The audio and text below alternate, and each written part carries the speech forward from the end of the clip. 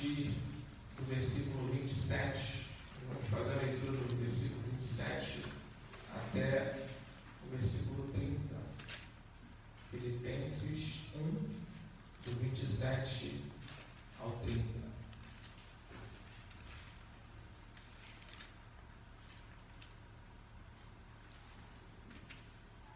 Diz assim: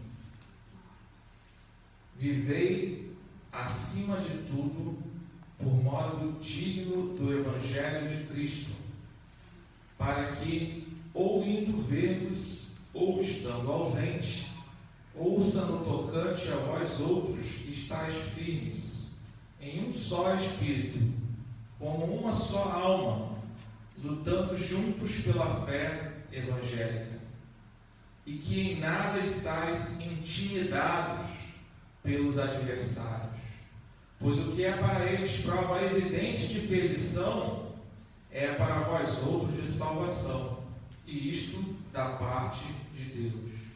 Porque vos foi concedida a graça de padecerdes por Cristo, e não somente de crerdes nele, pois tende o mesmo combate que vistes em mim, e ainda agora ouvis que é o meu.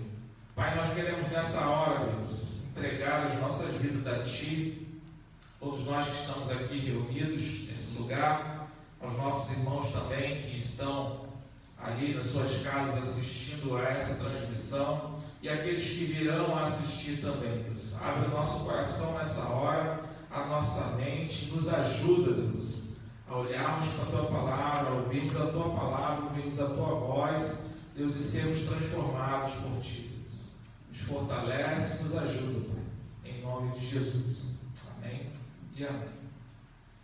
Esse trecho, essa perícope, esse período que é transcrito aqui para nós na carta do apóstolo Paulo aos Filipenses, ele é muito valioso, ele é muito rico para todos nós. Ele fala sobre a questão da unidade da vida cristã em meio à luta, em meio às dificuldades. São 3 versículos, mas nós vamos ver que apenas o primeiro versículo, como ele é rico, quantas coisas estão contidas nessas primeiras palavras aqui desses versículos, onde o apóstolo Paulo está chamando a igreja dos irmãos filipenses ali a permanecerem firmes, permanecerem unidos, permanecerem juntos nessa luta diária que é a vida cristã. Isso são coisas que precisam ficar latentes e precisam estar vivos no nosso coração. Primeiro, que é um princípio cristão estarmos juntos, ainda que seja difícil, ainda que seja doloroso, ainda que possa comprometer algumas coisas que nós estejamos passando agora, é necessário estarmos juntos. Seja aqui presente, seja aí na sua casa, sentado, assistindo isso como voz de Deus, como palavra de Deus, não como um show, não como um espetáculo, não como uma peça teatral, mas como algo de Deus para a sua vida. Amém. Que vai fazer com que você caminhe, continue olhando firmemente para o autor e consumador da nossa fé. Princípio básico de unidade, princípio básico de estar junto. E outra coisa importante de se entender é que a vida cristã é de fato uma luta. Não existe cristianismo sem luta, não existe cristianismo sem desafio. Não é uma situação como essa agora que torna a nossa vida cristã diferente daqueles cristãos que viveram na época do apóstolo Paulo, para o qual ele está agora dirigindo essa carta. Uma visão rápida, um panorama rápido dessa igreja ali em Filipos é de que essa igreja é praticamente a primeira igreja que o apóstolo Paulo funda na Europa. É uma igreja pela qual Paulo nutre um profundo carinho, um amor. Ele conhece aqueles irmãos que estão ali naquele lugar, aquela comunidade que se formou naquele lugar. Por isso que você encontra nessa carta, diferente de outras cartas, muitas palavras de ânimo, muitas palavras de incentivo, muitas palavras de comunhão, muitas palavras de consolo para aquela igreja, para tudo aquilo que eles estavam vivenciando. A cidade em si de Filipe é uma cidade que ela é povoada por muitos ex-combatentes de guerra, muitos veteranos de guerra, ex-soldados estão ali agora dentro da igreja. Por isso que Paulo vai utilizar termos aqui que são termos militares para chamar a atenção daqueles irmãos que agora estavam reunidos naquela igreja ali, para chamar a atenção deles, porque eles sabiam do que se tratava. Quando Paulo fala em combate, quando Paulo fala em luta, quando Paulo fala em estar juntos, aqueles irmãos ali da igreja em Filipos, os irmãos filipenses, sabiam muito bem daquilo que o apóstolo Paulo estava falando, aqueles termos, aqueles verbos que eram empregados, aqueles adjetivos, sinônimos, e por aí vai, que estavam sendo empregados para aqueles irmãos, eram algo costumeiro, algo que eles sabiam do que se tratava. Estavam acostumados, passaram tempos na linha de guerra, na linha de frente, combatendo, sofrendo, vendo irmãos morrendo, como a nossa irmã Glaucia mencionou aqui, vendo irmãos sofrendo. Ali estavam pessoas que foram forjadas no meio da guerra e agora estavam dentro da igreja, como nós também, sofrendo várias ameaças de vários lados. E Paulo escreve para eles. Primeiro eles ficaram sabendo que o apóstolo Paulo havia sido preso, e ali enviaram Epafrodito para levar alguns recursos para o apóstolo Paulo, levar algum consolo para ele. Mas a história narra para a gente que Epafrodito fica doente no meio do caminho, e o apóstolo Paulo vê que ele não vai poder ficar ali, aproveita e escreve essa carta e manda de volta para a igreja, como um consolo, para que os acompanhasse. O apóstolo Paulo escreve de uma maneira urgente para a igreja, porque ele não sabia o que se passaria dentro daquela prisão, se a qualquer momento ele poderia ser preso e ter com eles, como ele diz aqui, e continuar pregando e animando aqueles irmãos, ou se ele poderia ser condenado à pena de morte naquele momento e já não ter mais como falar nada. Por isso que a mensagem da cruz, a mensagem do Evangelho, a mensagem de ânimo para a igreja é sempre uma mensagem urgente. É sempre uma necessidade nossa, diária, estarmos diante da palavra de Deus, porque essa pode ser a nossa única ou última oportunidade de estarmos diante dela, de sermos animados por ela, de estarmos cooperando mutuamente aqui como igreja, talvez pela última vez, quem sabe. Não há tempo nessa carta, diferente de outras cartas, de outros escritos, tanto de Paulo como de outros apóstolos ou de profetas, para tratar aqui de formalidades, de pormenores, de detalhes. A carta é toda feita de forma direta, ela é toda feita em forma de conselho, ela é toda feita em forma de amor, de compaixão, de palavra de unidade para aquela igreja. As diferenças de opiniões diversas, elas estão fora. Paulo não está debatendo muita teologia, não está falando muito de doutrinas, está falando de coisa básica da fé cristã para nós. Não está falando de direitos, pormenores que causam distrações e retardam o avanço da fé cristã. Nós estamos assim hoje como igreja a nível mundial e a nível nacional, uma igreja muito dividida, multifacetada, uma igreja inclinada para um lado, inclinada para o outro, falando sobre várias coisas têm ocupado os nossos debates.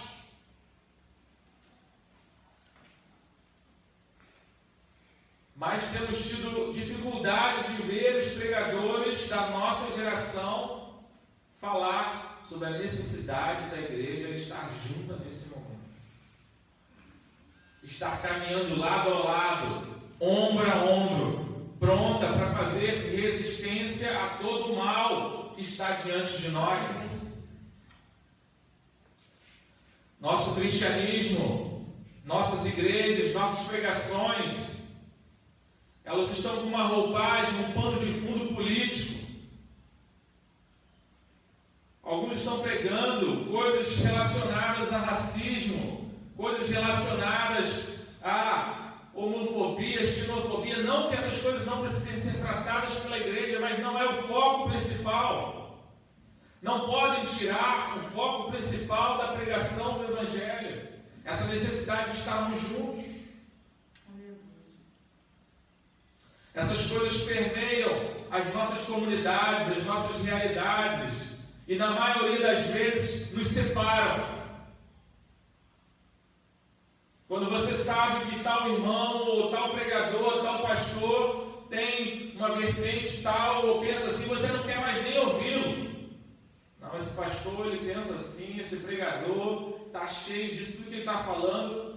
Ou você incute tanto dessa cultura, ou tanto dessas ideologias em você, que qualquer coisa que possa parecer contrário àquilo que você pensa, já é o suficiente para te fazer rejeitar aquela pregação, aquela palavra. Ao nos tornarmos seres pensantes que nós somos, e precisamos pensar, precisamos analisar, precisamos avaliar o nosso tempo, isso é normal. Nós também nos tornamos expostos a todos os tipos de pressupostos da fé cristã. Várias coisas que vão sendo inseridas dentro da fé, é ciência, política, filosofia, outros assuntos que terminam por nos tornar, de certa forma, reféns dessas verdades, mais do que das verdades do próprio Evangelho. E isso causa dificuldade, causa divisão no meio do povo de Deus.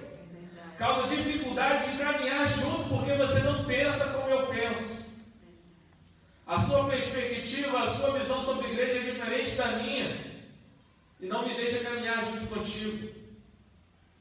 Infelizmente, essa é uma realidade que nós precisamos combater. Isso invariavelmente tende a fracionar mais facilmente do que a unir a igreja, ou a sociedade como um todo. Nós vivemos hoje dentro de um cenário, de um país completamente dividido. Tudo que se fala hoje tem que se tomar muito cuidado. Você não sabe com quem você está. Talvez numa entrevista de emprego, talvez numa coisa que você poste, alguém olha aqui, olha só o que alguém colocou, olha o pensamento dele. E a gente já começa a atacar aquele tipo de pensamento e tentar excluir de alguma forma aquela pessoa. Não, essa pessoa eu não quero na minha rede social, vou bloqueá-la. E a rede social nos dá essa oportunidade, né? Colocar para dormir por 30 dias. Não quero ver suas postagens. Não quero saber daquilo que você pensa, daquilo que você entende sobre a vida, sobre a política nacional, sobre a política global, se você é conservador, se você é liberal, se você é centro-esquerda, centro-direita, direita, esquerda, é tanta coisa, são tantas opções. Isso nos atrapalha de caminharmos juntos. Precisamos pensar, precisamos ter uma mente crítica, mas isso não pode nos afastar uns dos outros, amém? O que nos une é muito maior do que aquilo que nos separa. A nossa missão, que precisa ser levada adiante, ela não depende dessas coisas, ela não precisa dessas coisas, essas coisas não podem ataviar, prender os nossos pés de caminhar. Quando você vai para a guerra, né, e aí um pouquinho de experiência militar, você não fica procurando quem vai estar do teu lado, se tem ideologia aí, X, Y, Z. Você quer que aquela pessoa saiba apertar o gatilho. Porque temos um inimigo em comum. Não pode chegar no meio de uma guerra, no meio de um combate, um tiro voando, projétil para todo lado, e você perguntar, você é de direita, você é de esquerda? Qual a filosofia que você pensa? Não tem momento para isso, vocês vão morrer. Vão ficar os dois ali analisando uma coisa que não vai levar a lugar nenhum, e o inimigo vai abater os dois, ou os três, ou os quatro, ou quantos seja. No momento de guerra, no momento de combate, no momento de luta, não podemos deixar coisas, os pormenores, tomarem frente aquilo que é primordial. Essas coisas fazem com que nós terminamos alinhando a nossa fé a esses pormenores e ignorando por completo e de forma consciente. Encontramos grupos ditos cristãos vivendo o Evangelho, até mesmo, por incrível que pareça, por mais contraditório que pareça, com viés marxista. Encontramos hoje dentro da Igreja do Senhor pessoas que são favoráveis ao aborto, pessoas que são favoráveis à liberação das drogas. Isso é terrível imaginar a que ponto essas filosofias, essas coisas demais acabam se incutindo dentro da igreja e nos fazendo pensar dessa forma. Movimentos de cunho liberais que fragilizam a nossa fé. Questionadores da fé. São tantas ponderações, são tantas análises, são tantas críticas. Está tudo isso na nossa mente, tanta informação que a gente recebe na internet, tanta exposição que a gente se dá ao direito de fazer isso. Fica na internet o tempo todo recebendo um monte de informação, aquilo vai formando várias opiniões na sua mente, você já não sabe mais o que é certo, o que é errado, e quando ouve a pregação do Evangelho, todas essas coisas precisam passar por um filtro para você saber se aquilo é ou não, de fato, a voz de Deus. Isso tem te atrapalhado, tem me atrapalhado a ouvir a voz de Deus. Um ambiente tão pluralizado como nós estamos vivendo, com tantas ideias, tantas sugestões, até mesmo um simples convite, como foi feito no início do ano, onde o líder da nação convocou aos cristãos a jejuarem por uma situação que estava nos abatendo e continua nos abatendo, e isso se tornou motivo de debate, crítica, desespero dentro dos cristãos. Quem é esse homem? Que autoridade tem o presidente da República para chamar todos nós a um jejum? A igreja se engalfinhando, porque o presidente da República chamou a atenção da igreja porque era necessário jejuar. Tendo autoridade ou não, nós sabemos que isso é um princípio bíblico. Vindo da onde vier, Deus usou uma mula para falar, usaria o presidente da República para chamar a atenção da igreja em relação ao lugar, à posição que ela deve tomar frente a tudo isso. Gente, onde foi que nós chegamos? Ideias fragilizadas da fé cristã, vários setores de cristianismo debatendo coisas sem necessidade, não fazem parte da nossa necessidade hoje. Ouvi, infelizmente, há poucos dias atrás,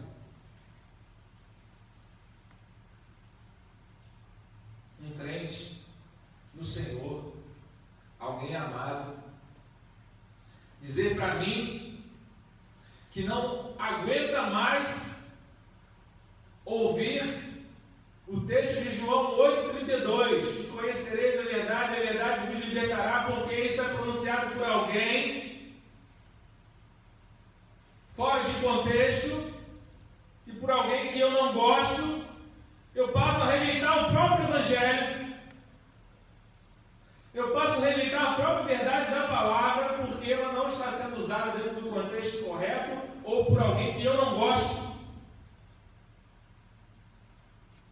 Mas quando na nota de R$100, R$50, R$20 vem escrito Deus seja louvado, até o ateu pega. Duvido o ateu dizer, não vou tocar nessa nota de dinheiro porque está escrito Deus seja louvado. E aí a gente vê que nosso viés ideológico não é tão ideológico assim. Nesse cenário tão delicado, irmãos, e tão politizado como nós vivemos, nós precisamos aplicar algumas verdades à igreja atual.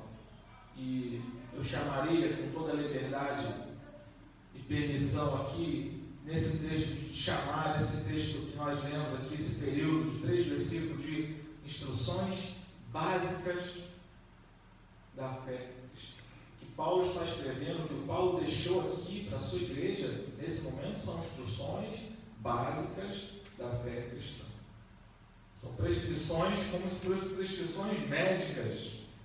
Paulo está sendo literalmente cirúrgico naquilo que de fato importa, naquilo que de fato precisamos observar num tempo como esse. Por isso ele diz, somente, em algumas versões, vivei, em outras versões começa apenas.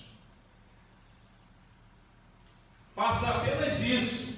Deixe todas essas coisas que nós citamos aqui de lado por um momento e foque naquilo que é principal, naquilo que é vida para vocês, naquilo que vai trazer de fato um caminhar constante na presença de Deus.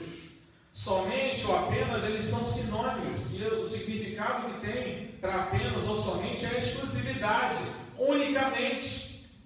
Todas essas outras coisas são as demais coisas.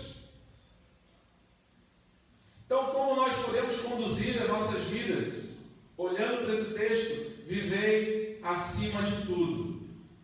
Acima de tudo, acima de todas essas coisas que nós mencionamos, por modo digno do Evangelho de Cristo. Como me conduzir, como você pode se conduzir de maneira digna do Evangelho de Cristo em meio a uma fé plural. No momento até mesmo que nós não sabemos o que é o Evangelho.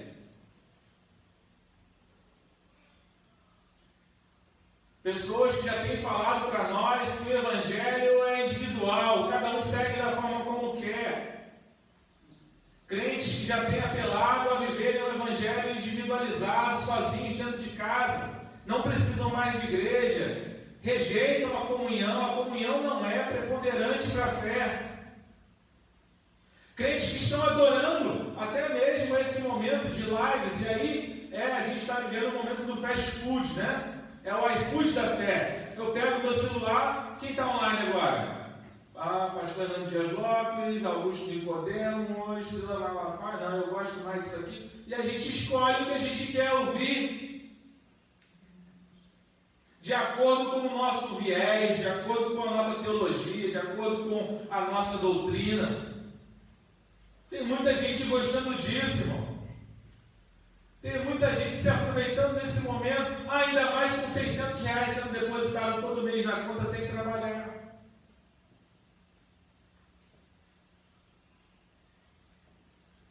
Essas coisas precisam nos acordar, essas coisas precisam chamar a nossa atenção, que a vida não é assim. Deus nos chamou para viver uma vida de luta, uma vida de combate constante, de irmãos aguerridos, ombro a ombro, lado a lado. Não existe um evangelho individualizado. A vida cristã, a salvação, ela é individual, nós sabemos disso, mas a comunhão, a constância na fé, ela depende disso aqui. Que se chame de da maneira como você quiser chamar, igreja, templo, prédio, construção, mas é necessário desenvolvermos a comunhão uns com os outros. Esse convívio faz parte do dia a dia da igreja. Mas nós temos uma ameaça agora, tal. O que já está sabido de todo mundo, independente se você é esquerda, direita, centro, que se você usar máscara, você reduz a possibilidade de contágio. Se você tiver uma boa higiene da sua mão, isso também reduz. Se a área for arejada, isso também vai ajudar. Vamos aplicar essas coisas. Se você não ficar tocando nas coisas, botar a mão na boca, nos olhos, no nariz, isso também ajuda. Já aprendemos isso, mais de 2 meses falando sobre isso. Há várias cartilhas sobre isso. Assim como os soldados vão à guerra também protegidos, paramentados, ninguém vai à guerra de peito aberto, né? O soldado tem que botar um colete, a prova de balas, capacete, né? Óculos, se for lutar à noite com visão noturna. Se preparam para a guerra. Nós estamos em guerra. E na maioria das vezes parece que estamos dormindo. Deus chamando-nos à guerra, nos chamando ao combate, e nós estamos com medo de uma ameaça invisível.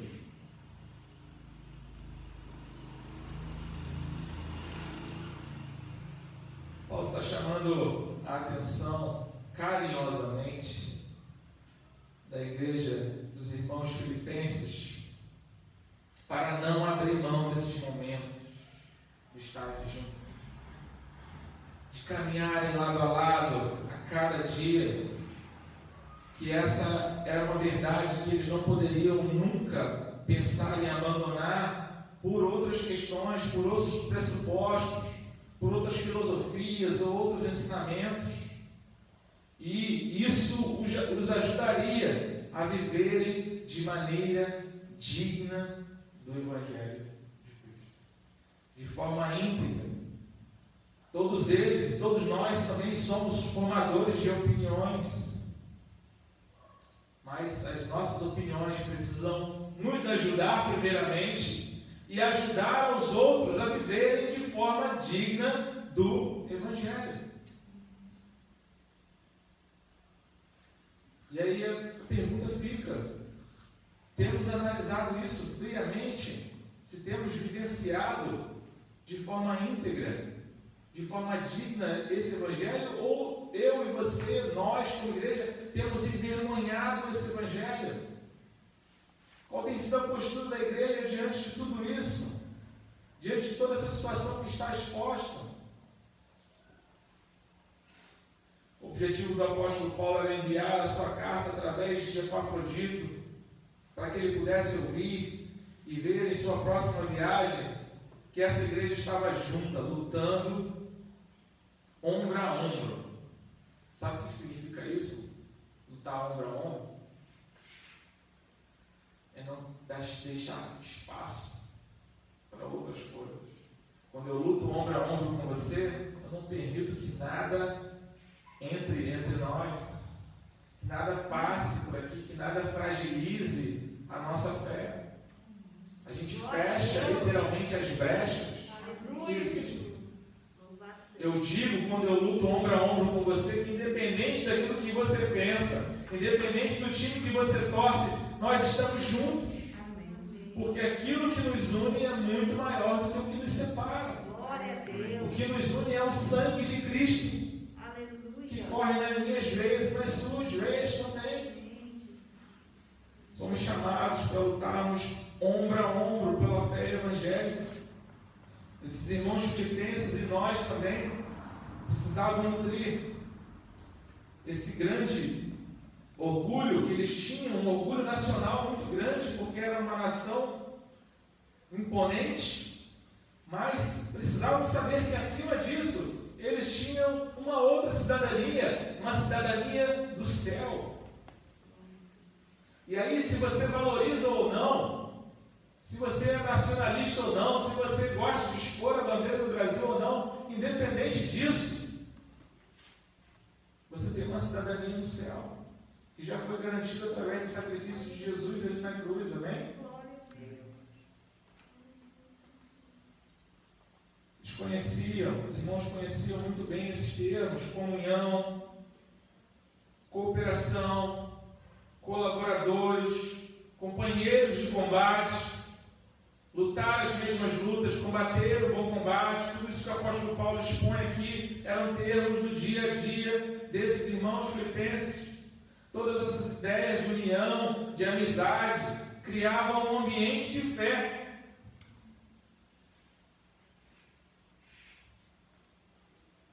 E quando nós vivemos num ambiente como esse, em que nós precisamos compartilhar coisas comuns, estarmos prontos a vivenciarmos coisas comuns, independente do rumo que a sua vida tome no futuro, você continua valorizando muito essas amizades. Eu tenho um grupo que nós formamos de todos os amigos que servimos juntos da Marinha, período que eu fiquei de 95 até 98, mais de 20 anos. Nós continuamos nos comunicar até hoje. Por quê? Cada um pensa de uma forma diferente, cada um foi para um lugar diferente do país, mas há algo interessante que nos une. Nós passamos um período muito importante da nossa vida juntos. Nós compartilhamos as canecas, tomamos café juntos, comemos biscoito juntos, biscoito ruim, duro. Quando nós falamos sobre isso, nós damos risadas, porque nós vivenciamos aquilo ali, estávamos ali ombro a ombro. Enquanto mais de 100 deles dormiam numa beliche, ou eu ou outro estavam de sentinela numa guarita tomando conta, para que o quartel não fosse invadido. A gente sabe do que está se falando. A gente nutre esse apreço um pelo outro até hoje, mesmo estando tanto tempo sem se ver, porque essas coisas são comuns a nós. Paulo está falando sobre a necessidade desses irmãos continuarem se sacrificando um pelos outros, de dando a sua vida, se fosse necessário, pela vida do outro. Repetindo e imitando o maior dos sacrifícios, que foi o de Jesus por nós. Essa é a vida da igreja, essa é a forma como nós precisamos replicar aquilo que foi feito por mim e por você, sem sermos merecedores. E a graça se torna muito maior justamente por isso. Não fizemos nada por merecer, pelo contrário. Se dependêssemos somente das nossas próprias opiniões, se dependêssemos somente dos nossos próprios pressupostos, talvez se Jesus voltar nesse tempo e tivesse que ser julgado de novo, nós como igreja seríamos favoráveis que Jesus fosse crucificado novamente, com as nossas atitudes, com a forma de nós olharmos para o mundo,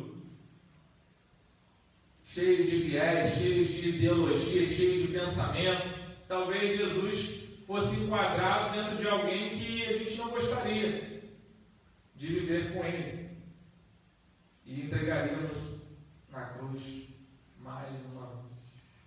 Mas ainda bem que não, a nossa salvação não depende daquilo que a gente quer, daquilo que a gente pensa, mas de Deus usar a sua misericórdia, da sua graça e da sua bondade. Viver então de modo digno chama a mim e a você a vivermos com integridade.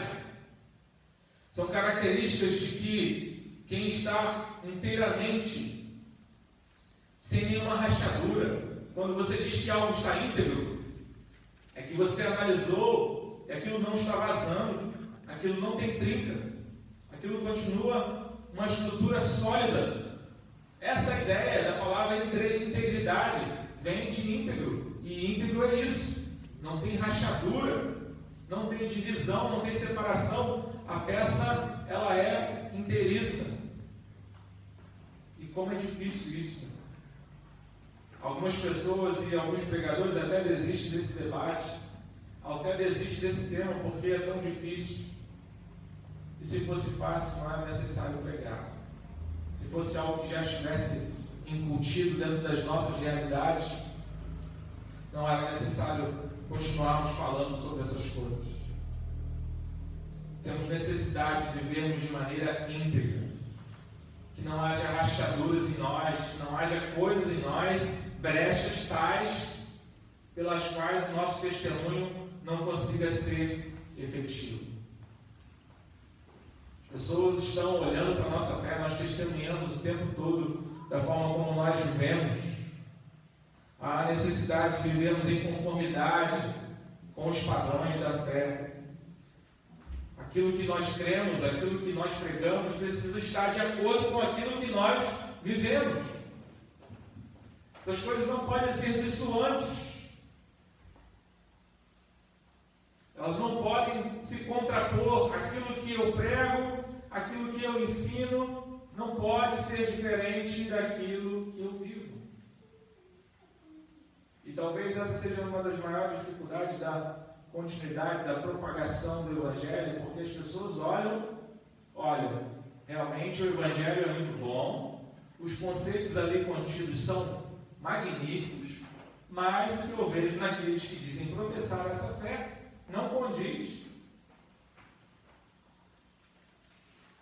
lutando como uma só alma, como um só povo, juntos na presença de Deus. Paulo introduz então o tema dessa unidade, e ele vai continuar fazendo um paralelo. Se você estiver com a sua Bíblia aberta ali, você vai olhar do lado, o capítulo 2, Paulo vai fazer um bate-bola, né, se pudermos vulgarizar um pouco o termo, justamente como o capítulo 1, os termos do versículo 27 ao 30, como o capítulo 2, é um espelho praticamente. Você vai ver ele falando aí, lá no finalzinho, versículo 4, capítulo 2, versículo 4, não tenhas cada um em vista o que é propriamente seu, senão também cada qual o que é dos outros, ou seja, estarmos vivendo de forma compartilhada. Necessidade de unidade, baseando o chamado que nós temos em comum, nessa unidade genuína, no coração e alma, em verdades absolutas, não em pressupostos, não em filosofias, não em vertentes históricas. Necessidade de unidade a fim de ganhar a batalha espiritual da fé. Há uma batalha em curso, o versículo 28 diz para nós: porque vos foi concedida a graça de padecerdes por Cristo, e não somente crede nele, pois tende o mesmo combate que viste em mim, e ainda agora ouvis que é meu. No amor dos outros e na comunhão, na genuína humildade e no alto sacrifício, e acima de tudo, no exemplo que Jesus nos deixou. Lutando juntos. Lutar junto com alguém. Temos um inimigo comum. Nós colocamos na nossa frente vários inimigos e acabamos tirando de foco quem é de verdade o nosso real inimigo, constante inimigo que não dorme, que é astuto, que é adversário, que vive 24 horas para nos tentar, para nos derrubar, mas nós estamos preocupados com outras coisas, nós estamos envolvidos com outras coisas. Nossa atenção, nosso foco da nossa atenção está em outras coisas. Carlos, eu sei de tudo isso que você está falando. Nada do que você está me dizendo é novidade. Eu sei disso, irmão. Isso foi pregado há muito tempo atrás. Várias igrejas vivenciaram isso. Mas ela continua tão verdadeira até hoje. Essa mensagem continua tão essencial para a nossa vida, tão atual, como foi para os irmãos ali, filipenses. Porque temos dificuldade de vivenciar isso. Não é fácil estar junto com alguém que pensa diferente de você. E esse é o mistério da igreja. Esse inimigo comum, nós precisamos lutar para ter como êxito, precisamos estar juntos, ombro a ombro. Nosso foco é manter o alvo da nossa fé, o Evangelho. Lutando juntos, viver acima por modo digno do Evangelho de Cristo. Esse Evangelho que chegou até nós, precisamos continuar levando essa tocha às outras gerações. Você já teve a oportunidade de ver uma competição de nado sincronizado e de nado, de revezamento na corrida do nado? Você já viu como isso funciona? Você já viu que se aquelas equipes ali não estiverem bem treinadas, se cada um não souber o seu papel, ou o momento certo de colocar cada um para fazer aquilo que deve ser feito ali, como você perde a competição? Eles sabem exatamente quem a gente vai colocar em cada momento dessa corrida, quem é o primeiro, quem é o segundo, quem é o terceiro. Sabe que aquele ali vai ter uma explosão maior, sabe que aquele ali vai ter resistência maior do que o outro. Assim é a igreja. Nós conhecemos, nós precisamos conhecer as nossas realidades, as nossas aptidões, para que possamos lutar juntos, possamos entrar nessa luta, nesse revezamento da fé, um pelo outro. Você não tem como ser cristão sozinho, não tem como participar de de um torneio como esse de forma individual. A vida cristã foi um chamado de Deus para mim e para você vivermos em comunhão, de uma forma compartilhada. Não há aqui, nessa guerra, nesse combate cristão, espaço para lobos solitários.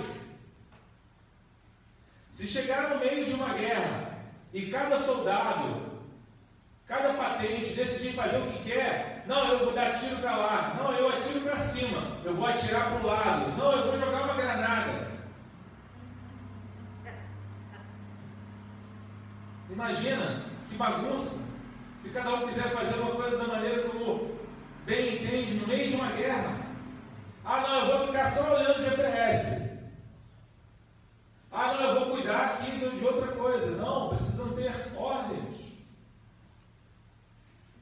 Precisa ter disciplina. Precisa haver submissão, obediência. Por isso que esse texto nos ensina coisas básicas da vida cristã. Não tem como sair dando tiro para todo lado. Não há como você querer colocar uma armadura e partir sozinho para a guerra. Você precisa de mim.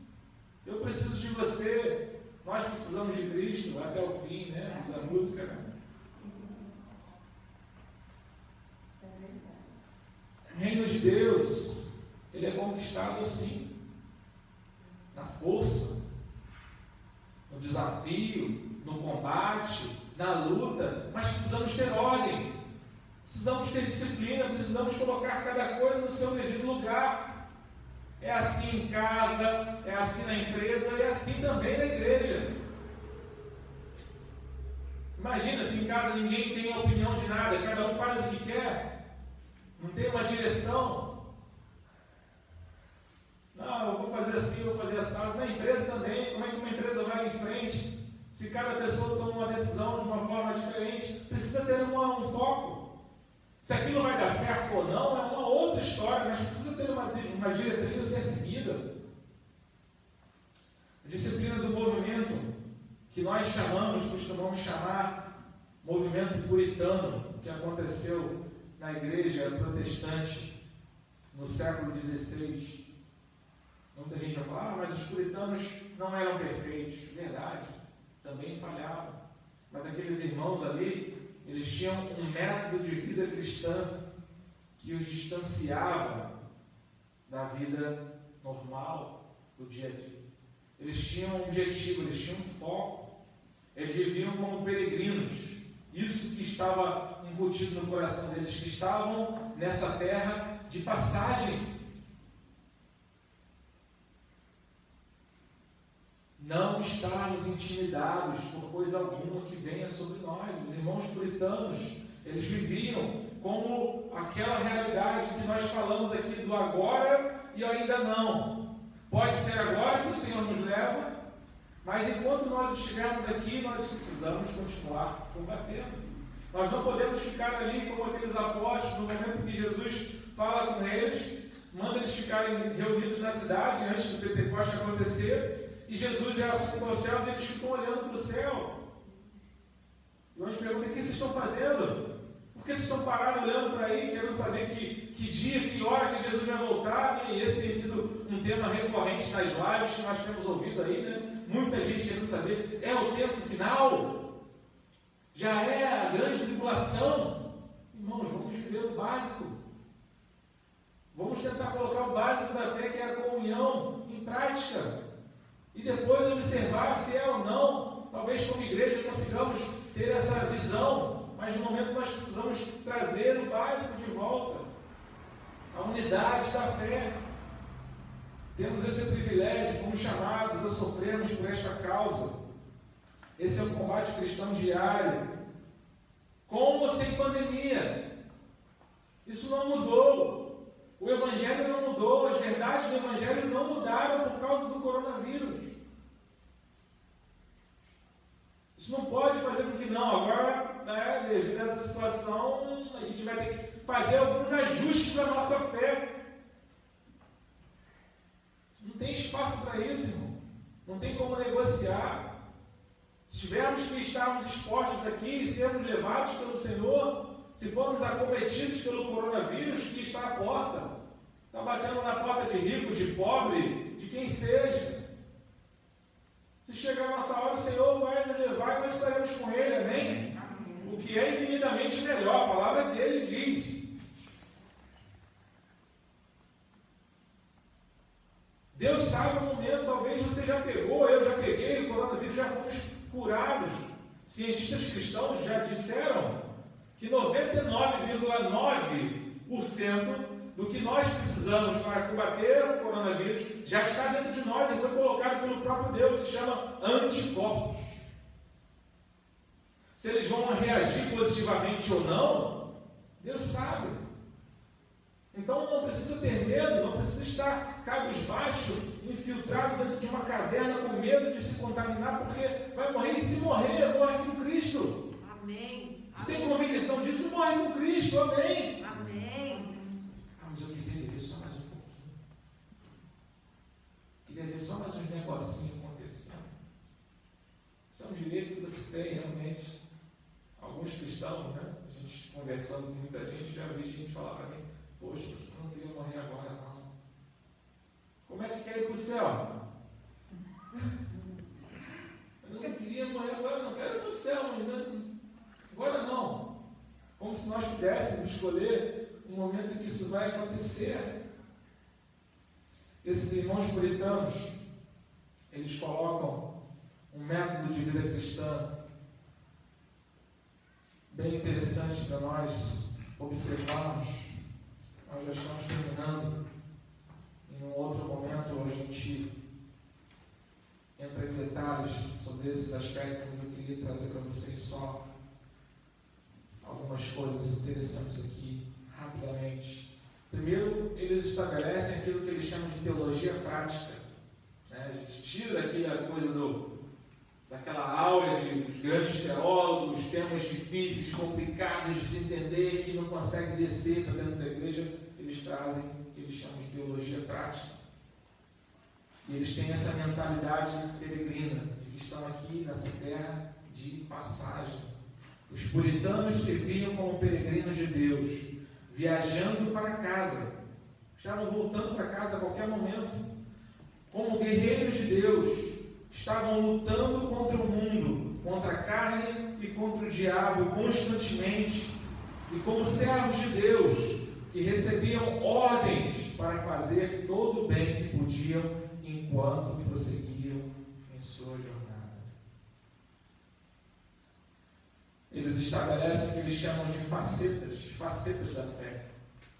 E são 6 facetas, princípios básicos nos quais eles viviam. Eles tinham uma perspectiva bíblica de tudo que se acontecia na terra. Eles passavam pelo filtro da Bíblia para constatar se aquilo ali realmente fazia sentido ou não. Não era filosofia, não era história, não era política que era o prisma para a realidade deles, era a Bíblia. Olhavam para a Bíblia para ver o que ela realmente estava dizendo. Uma outra perspectiva era uma perspectiva pietista, não petista, pietista, tá? Que é uma questão de contrição, de quebrantamento. A segunda faceta dessa mentalidade pietista, peregrina, é uma perspectiva de que tem um interesse principal na santidade pessoal, se preocupavam com isso.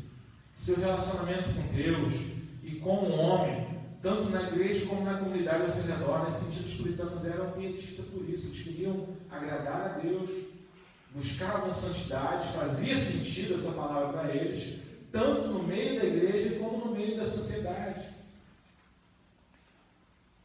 Eles também tinham uma perspectiva eclesial, uma perspectiva de igreja. Igreja para eles era importante.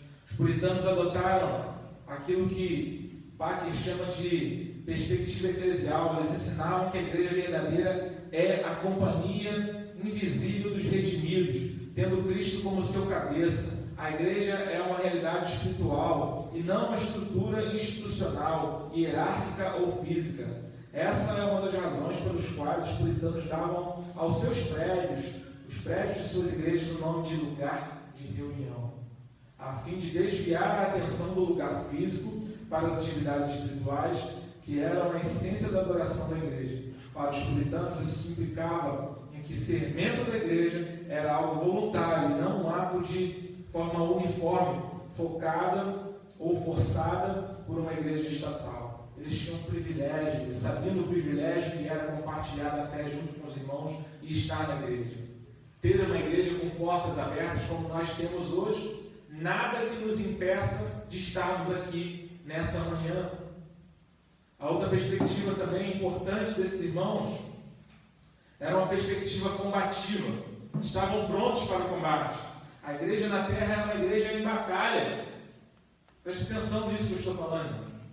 A igreja na terra é uma igreja em batalha. Um combate é travado dentro da alma de cada crente. Os puritanos ensinavam que isso também faz parte da vida de um peregrino.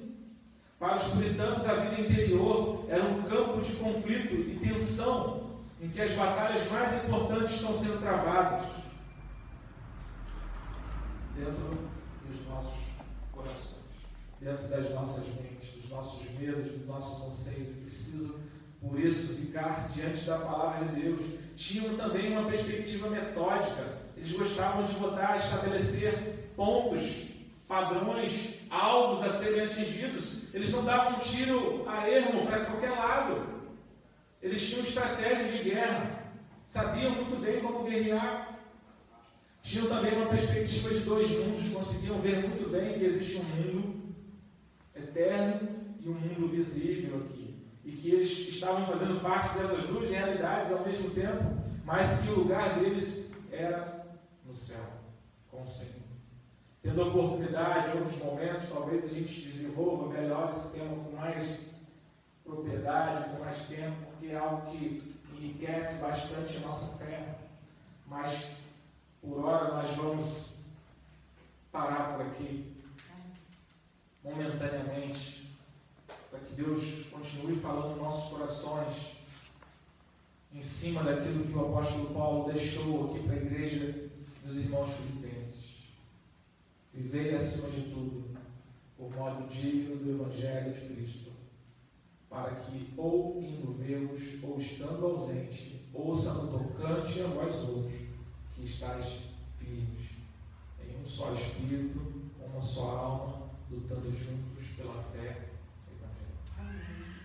O Senhor nos abençoe, o Senhor nos fortaleça, o Senhor continue nos dando graça no meio desse combate, nos dando estratégia, nos dando uma visão de ombro a ombro, estamos caminhando cada dia lado a lado, uns com os outros, e assim saímos vencedores. Amém. E aí o Senhor querendo manter-nos aqui nessa terra, ou não, ou querendo abreviar a nossa vida, nós sabemos que somos o Senhor. Amém? Deus nos abençoe. Em nome de Jesus.